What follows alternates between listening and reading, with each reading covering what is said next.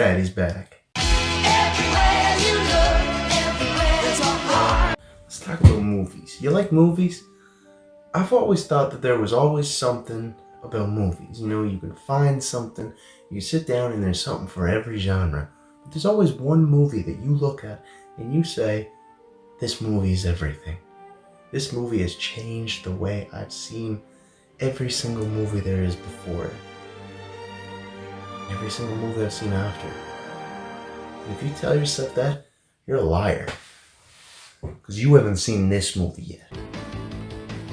Made in 1991, Samurai Cop seems to be one of those movies that was made and no one's ever heard of it until somebody found it and then everybody knows what it is. The whole point of Samurai Cop is that it's supposed to be about like two guys and they go around Los Angeles to try and stop the Yakuza. And I'm not even joking, that's literally what the page says. It literally just says that it's about two cops as they try and stop the Yakuza. So you gotta know, so you gotta figure out, do you need more information? That's all you gotta know. Also found a lot of funny stuff about these fun facts.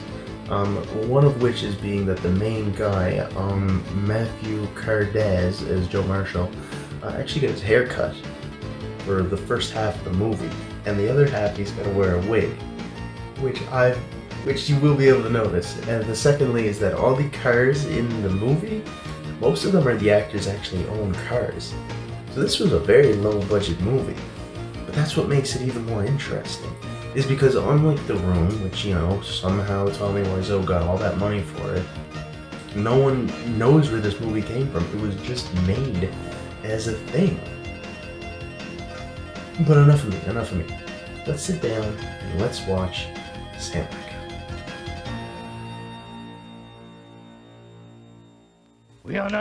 We first open up with their two antagonists, General Okamura and Yamashita, as they are discussing their gang-related activities that they will be doing in Los Angeles.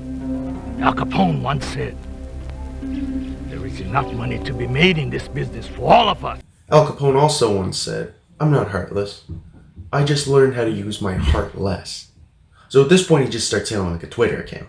And my advice, I wouldn't take advice from somebody that died like 50 years ago in a prison, and he sounds like an edgy 13-year-old. However, their meeting is interrupted by Fujiyama, otherwise known as Dr. Disrespect. Fujiyama wants only their gang to be running the drug trade in Los Angeles. However, Yamashita and Okimura advise him otherwise. He declines and asks for them to attack, which they have to do, because they're the members of the gang. It's a very complicated plot, see if you can try and catch on. In no way we go under Fujiyama's flag. Bit of an overreaction. You know, you're a Yakuza, you're a big bad crime gang. Don't gotta be so sensitive, just take it with a grain of salt, put it on the chin, just walk away from it. You didn't have to step, you didn't have to kill him.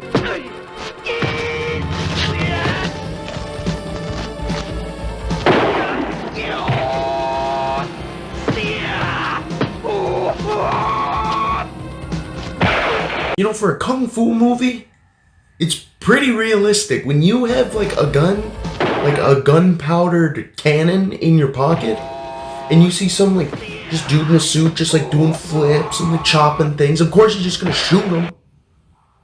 It only makes sense. Guy says no, you stab him. Guy starts fighting back, you shoot him. It makes sense. We are now introduced to our two main leads, Frank and Joe. I'm responsible for bringing you from San Diego. Are you sure this is a good bust? Yeah, cocaine. Cocaine? Los Angeles? You might be onto something. Who gave you the information? Chinese gang member. His boss was killed by the Katana gang. There's the blue van over there. So the van belongs to the Katana gang? Yeah. Wait, you're telling me you already got a witness? Buddy, I hate to break it to you, but you're all set. Evidence applies to everyone, including witnesses. You don't gotta use the big helicopter, you don't gotta fly around all of Los Angeles, you have everything you need. However, instead of doing their job, Frank and Joe decide to follow around the van until they've discovered a coke deal, because remember, they're dealing with coke. However, the totally professional gangsters realize they are being followed, and which ensues is a, I'm not joking, 7-minute chase of pure silence.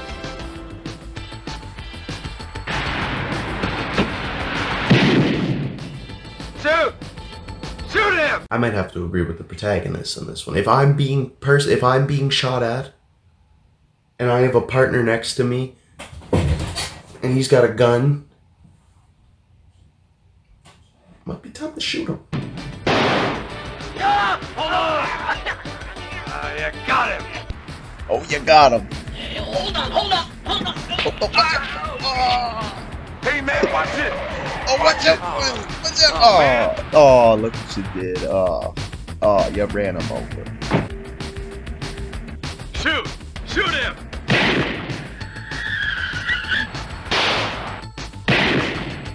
Shoot! Shoot him! You guys probably picked it up too.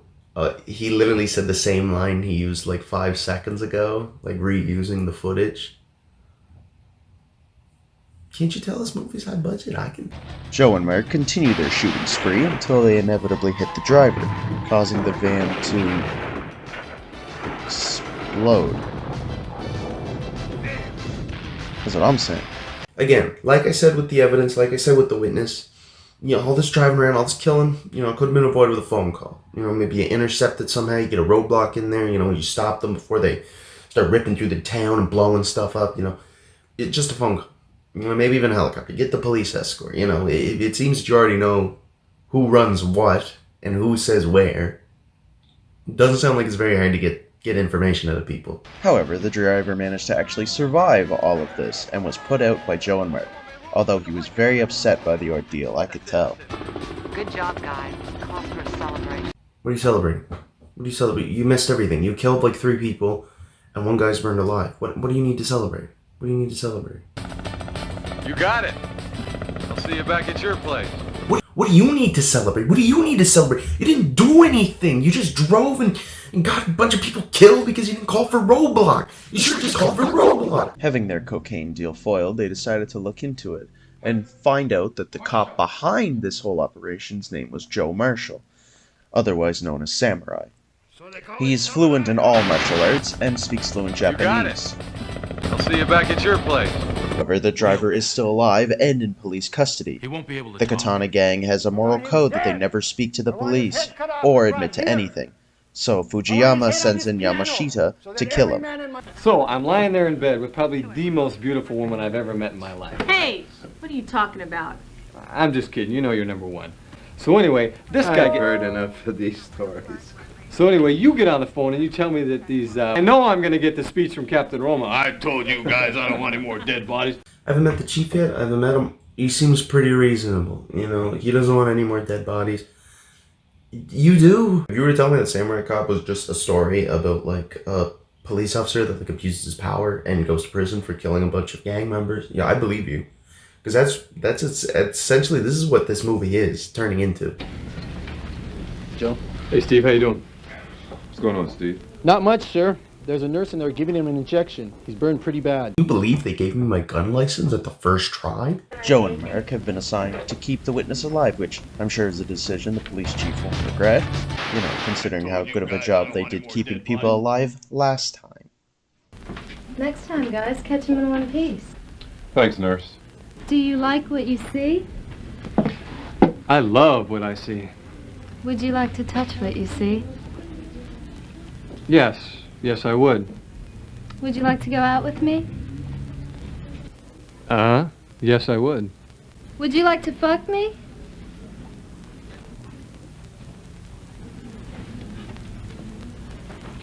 Bingo.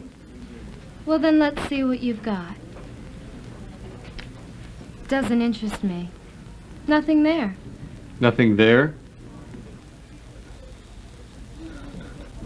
Just exactly what would interest you? Something the size of a jumbo jet? Have you been circumcised? Yeah, I have. Why? Well, your doctor must have cut a big portion of it off. No, he was a good doctor. Good doctors make mistakes, too. That's why they buy insurance. Hey, don't worry. I got enough. It's big. I want bigger. Hey, I have, Well, after that Oscar-worthy performance, Frank and Joe advised the rest of the police force to keep an eye out for anything weird or suspicious. Hey, where are you going? I have to change the trash. Is that all right? All right. Of course, there's nothing weird about a nurse asking to take out the trash whilst on her way through another patient's room. Definitely not suspicious and not worthy of following at all. No, sir. You just Squidward walk right back to that desk, mister.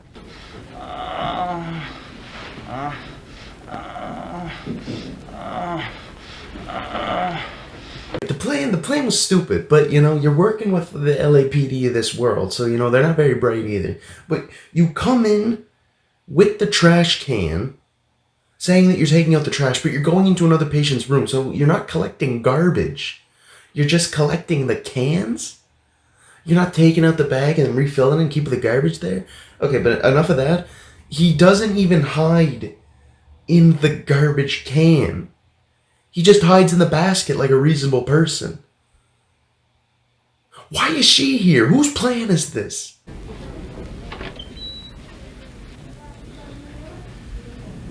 Oh my God. Call security! Dude, you are security. You are supposed to be watching the room. Call yourself. Yamashita and his assistant leave the facility, but not without breaking a few heads. Hey, wait a minute, stop. Wait a minute, doctor. I'd like to talk to you. Can I see some ID?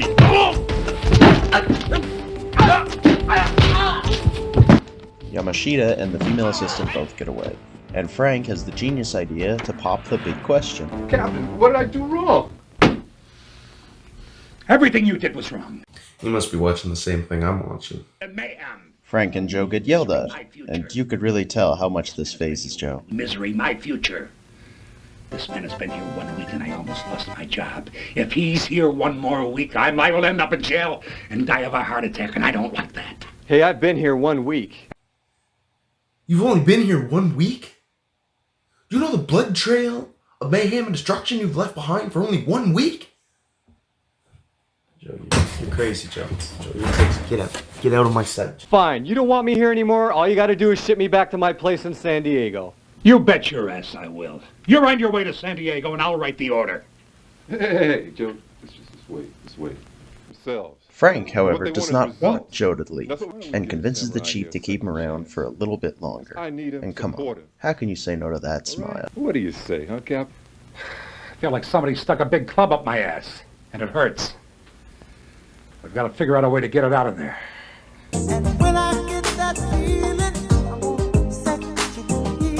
Ah, you son of a bitch! Come back here, you motherfucker!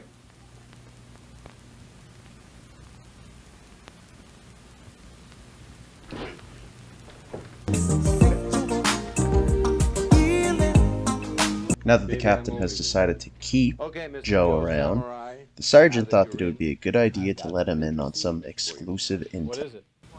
Well, it seems there's this restaurant, Blue Lagoon, on 3rd Street near downtown. Well, Mr. Fujiyama, the head of the Katana gang, this is where he's been hanging out. What does katana mean? It means Japanese sword. Not a good way to look at me. Katana, Japanese sword. Japanese people call Japanese sword. Makes sense. And as our two heroes gain this new and vital information, they decide to do what every good undercover cop should do: make themselves known to their target. That way they can recognize their face in case they run into them again.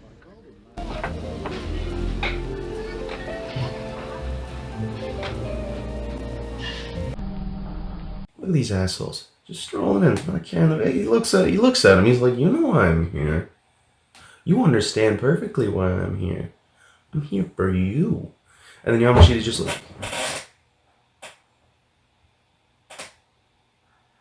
he's just there for brunch, you know. He just doesn't do business. He's just there for breakfast, you know. Just relax. Let him go. Phone call. They have phones. It's the 90s. They have phones. Just call them up. Just explain the situation. Are you Fujiyama? Yes, I am. Who are you? I'm a cop. Not a very reasonable reaction. You know, for somebody to say they're a cop and then you just go into defense mode. Doesn't look like you're hiding anything. Looks very inconspicuous. So you're the infamous boss of this shit Katana gang, huh?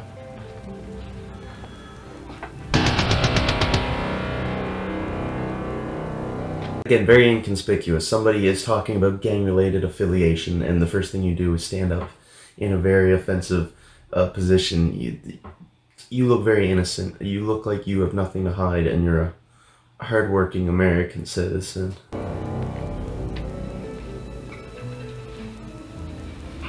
Sit down. even Fujiyama's just like, stop, sit. Cops. Get you away. There's cops here. And this client of yours is gonna need more than a lawyer to clean up his shit. Officers, if you have anything against me, then book me.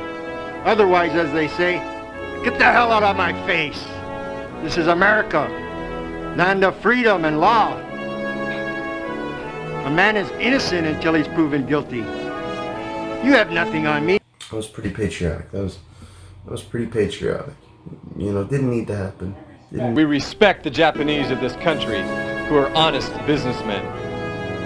And yeah, this is the land of opportunity for legitimate business, not for death merchants who distribute drugs to our children through schools and on the streets.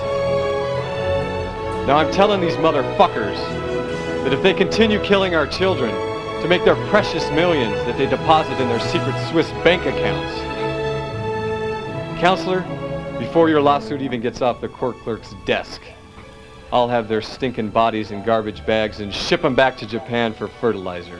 Got it? And you too. Excuse me, miss. By the way, what's an all-American girl like you doing with a geek like this? After that, interrogation, Mark and Joe decide to learn more about the woman that Fujiyama was with, understanding her past and presence. Who's that blonde girl? Oh, her name is Jennifer. She's the boss. The boss? You mean she owns this place? Her mother owns the place. Where's her father? Ben. Killed? Who shot him? He. Who? Him. Who's him? Himself. Oh, he committed suicide. Yes. Good. What's your name? Alfonso Rafael Federico Sebastian. This is my first name. What's your last name? Oh, That's all right. We just need your first name. Thanks a lot. Bye. Bye-bye. After my cousin, I know you. Why didn't you let me hear his last name? Oh, come on, man. His last name would have made a book. Hey, check it out. Yamashita does not understand the meaning of the word subtle. You feel defensive around cops, you stink-eye people, and you're still outside of a fully loaded restaurant full of people, and you're gonna try and fight some cops. Okay, you're gonna try and maybe he's just gonna talk to them. Maybe I'm being a bit too unreasonable with this movie. Maybe he's just gonna try and talk to him. No, he's just gonna send a bunch of guys out to get their ass kicked. Easy, nothing out of the ordinary there, I guess.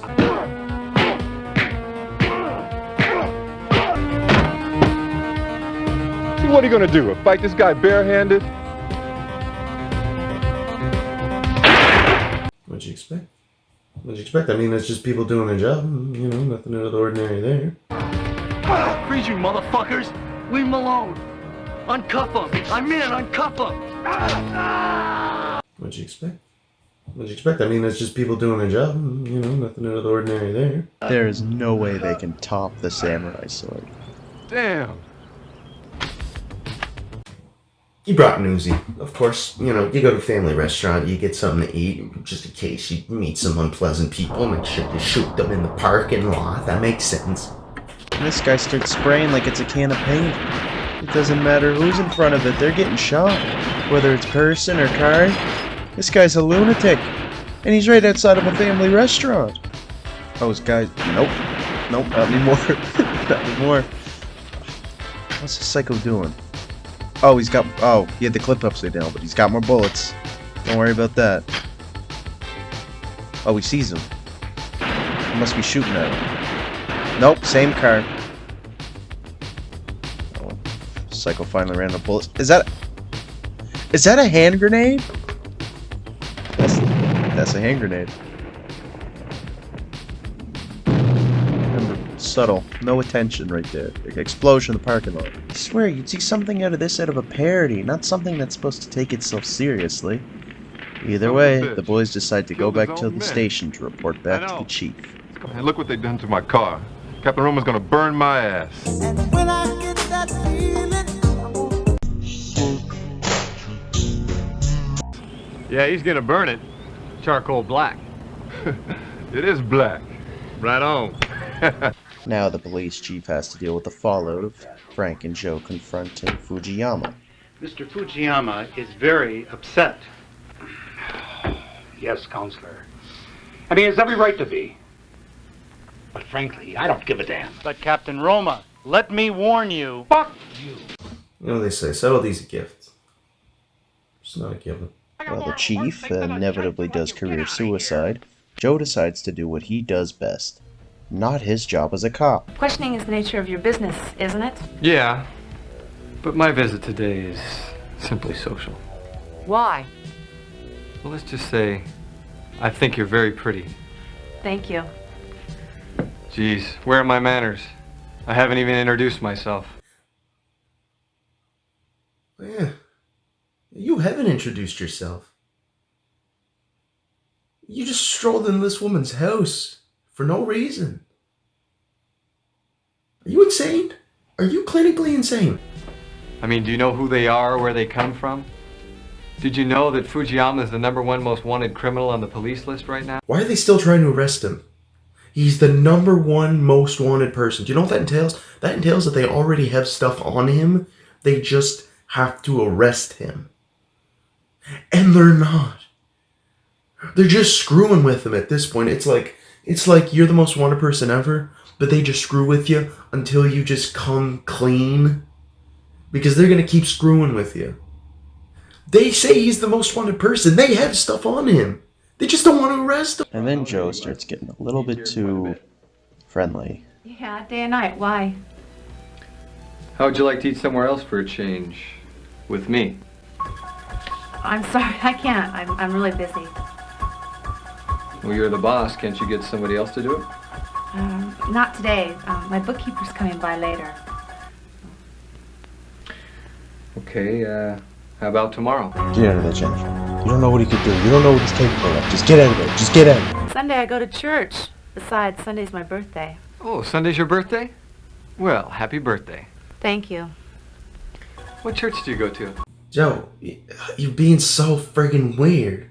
Like, I know you're not supposed to be subtle, right? You're supposed to be the cool dude that's got all the sick lines, but you're being really, really weird. You just walked into this woman's house and just started demanding information. Joe, you're really weird, dude. However, Joe was followed, which ensues follows another kick-ass fight scene. Go! Move!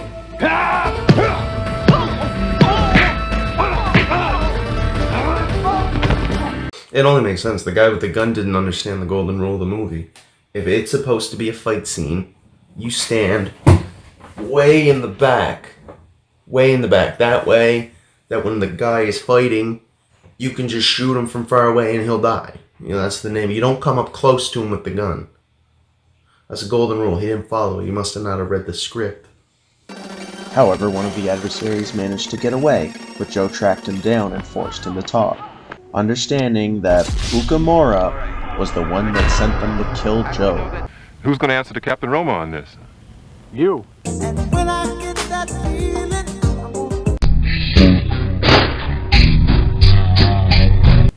Shit, man. You burned my ass. You don't have to worry about that. It's already, Yeah, I know. It's already black, huh? This time we probably cut my dick too, huh? You better come to my house before you report to the captain. For what? Let's use it before you lose it.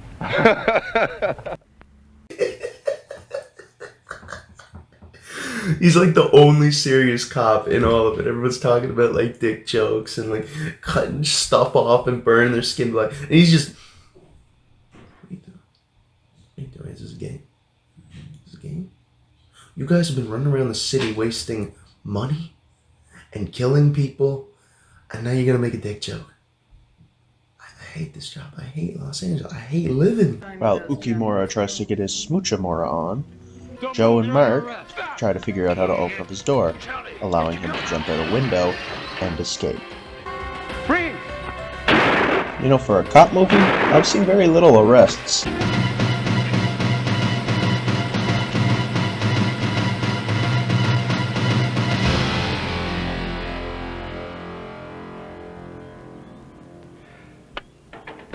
I'm unarmed.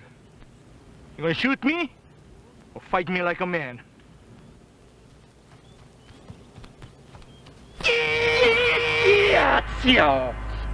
Hello guys, thank you so much for watching part 1. Now this isn't some big, I'm dedicating a bunch of time to YouTube. I just got this editing software, and I'm going to college, and all this stuff is already piling up. But I've noticed that I've had a lot of free time lately, so I was like, you know, why don't I talk about a goofy movie I see, you know? It's not something big or something crazy, you know, it's just a hobby. You know, because no one can do full-time YouTube these days. You know, especially with all the copyright stuff and now the platform getting changed for the worse, you know. So it's just a hobby. You know, I'm just going to come back to it. Maybe I'll touch base to it here and there. But, you know, part 2 will be coming. I already have it, like, halfway edited. It's not going to be one of those things I'm going to pick up once and then I'll pick up again. You know, it's very different now. Anyways, thanks for watching. Bye-bye. Breakfast.